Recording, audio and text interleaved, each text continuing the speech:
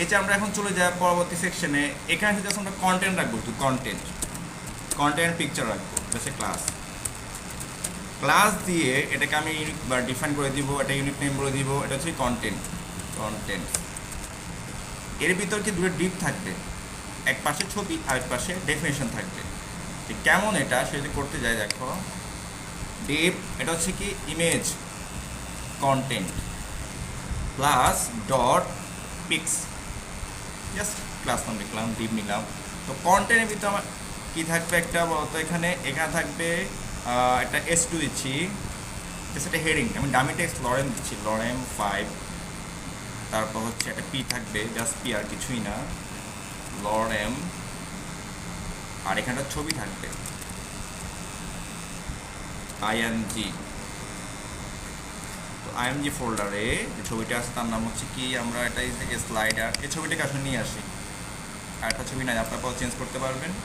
এই ছবিটা চলে যায় আসলে সে কেমন দেখাচ্ছে, নিচে সেকশন অনেক বিশাল, রিয়েল হাইট কিন্তু পেয়ে গেছি কিন্তু। ওকে ফাইন, তার রিয়েল হাইটটা এখন কী করতে হবে, এখন আমাকে বলে দিতে হবে কন্টেন্টসের ভিতরে যে কন্টেন্ট আর ইমেজ তাদেরকে ফ্লোট করতে পাশাপাশি নিয়ে আসবো। ওকে, এটা হচ্ছে কি আমার content area, content area start, আর হচ্ছে কন্টেন্ট এরিয়া স্টপ।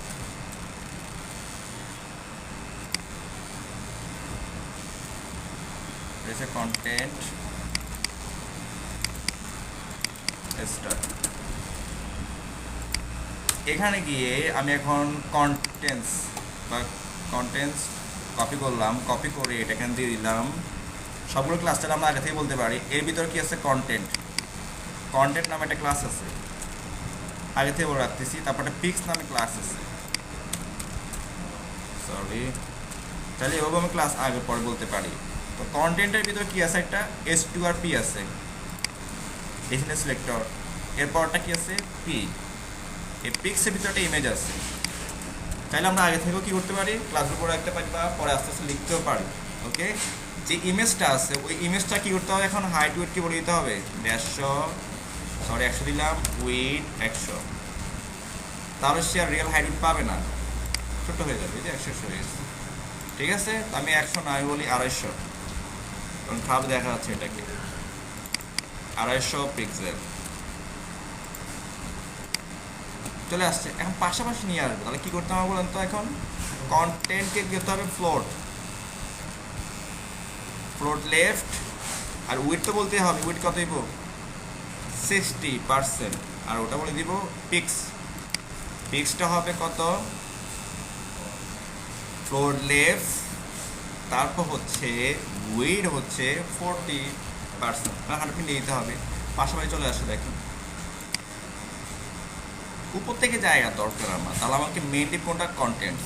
তো আমরা জানি কন্টেন্ট তো যে ফ্লোট কাজ করছে এটা বাইরে প্রবাহিত হবে, তাহলে কন্টেন্টসকে কী বলবো আমরা, ওভারফ্লো হিডেন, যেন বাহির প্রবাহিত না হয় এই সেকশন, মেন সেকশনটা। এবং পেডিং টপ বটম, পেডিং উপর নিচে পাবে 50 পিক্সেল, লেফট রাইট 0, তাহলে উপরে 50, নিচে 50 পাবে, 50 পাইছে। আমার 50 কাপি যদি না হয় তখন আমি 100 দিয়ে দেবো, হয়ে গেছে। আর যেটা ব্যাকগ্রাউন্ড দিতে পারি, পুরোটা এটাকে দিতে পারি ব্যাকগ্রাউন্ড। ঠিক আছে, আমি কী বললাম, এখন আপাতত এটা কাজ করি, এই সেকশনে কাজ করি।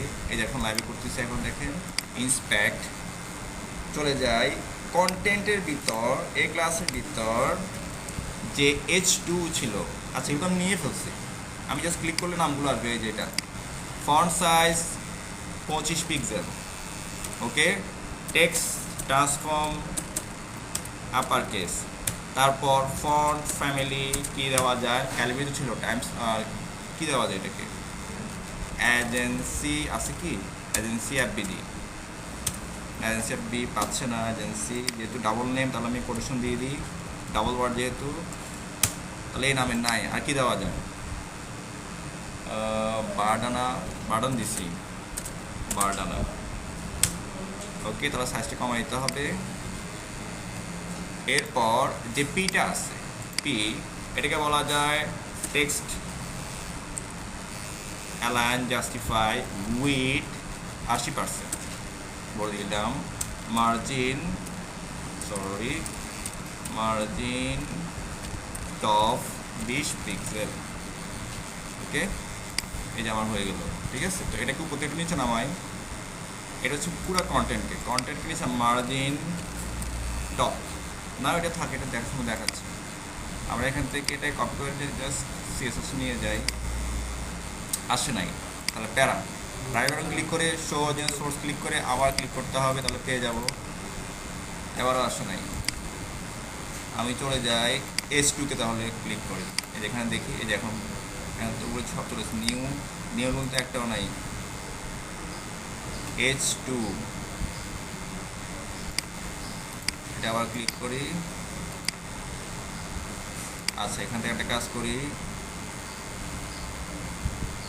এই যে পিগুলো এখানে আসছে, ঠিক আছে, এগুলো এখান থেকে আমি আবার কপি করে নিয়ে যাই, বা পিগুলো নিয়ে যাই, PRS2, যে PRS2 এখান থেকে কপি করে নিয়ে যাই, চলে আসছে। ঠিক আছে, এটাকে আমি ভাঙি,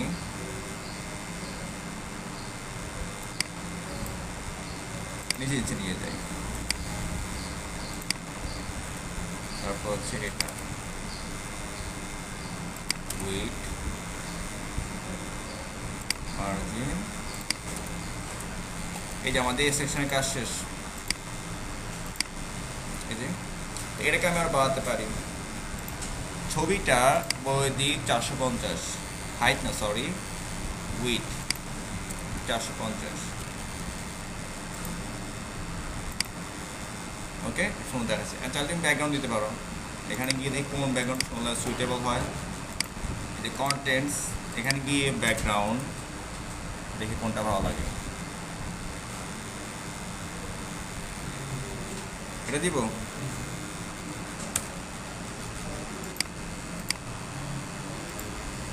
এটা হচ্ছে আমার কন্টেন্টস, এই যে এটা পেস্ট, এই যে হয়ে গেছে। ওকে, এখন নিচে ফুটার লাস্ট সেকশন।